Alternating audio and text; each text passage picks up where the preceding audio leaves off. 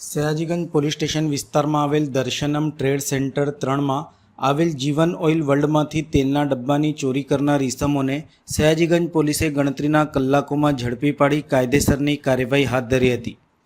13 જૂન 2026ના રોજ બપોરના 12:30થી 1 વાગ્યાના અરસામાં બે ઇસમો મોટરસાઇકલ ઉપર આવેલ અને તે પૈકીના એક માણસ ફરિયાદીની દુકાનમાં આવેલ અને દુકાનમાં તેણે કોઈને કંઈ પૂછ્યા વગર દુકાનમાંથી તેલનો ડબ્બો ચોરી કરી બહાર રોડ ઉપર જઈને બીજો માણસ મોટરસાઇકલ ઉપર ઊભો હોય તેની મોટરસાઇકલ ઉપર તેલનો ડબ્બો મૂકી બંને જણા તેલનો ડબ્બો મોટરસાઇકલ ઉપર મૂકીને ભાગી છૂટેલ હતા। દરમિયાન ફરિયાદીની દુકાનમાં ભગવાનભાઈ હોય તેઓએ આ હકીકત જોયેલ, ત્યારબાદ આ અજાણ્યા માણસો વિરુદ્ધ ફરિયાદ નોંધાવી હતી। આ ગુનાની તપાસમાં પોલીસે કાર્યવાહી હાથ ધરી હતી।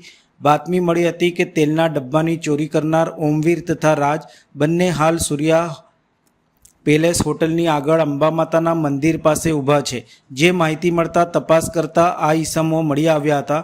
બંનેને પૂછપરછ કરતા ગુનાની કબૂલાત કરતા હોય સયાજીગંજ પોલીસ મથકે લાવીને આગળની કાર્યવાહી હાથ ધરાઈ હતી। પોલીસે ઓમવીર ઠાકુર તથા રાજ ઉર્ફે રાજકુમાર દરબારની ધરપકડ કરી છે। પોલીસે તેલનો ડબ્બો વાહન મળી કુલ 35,400નો મુદ્દામાલ કબજે કર્યો હતો।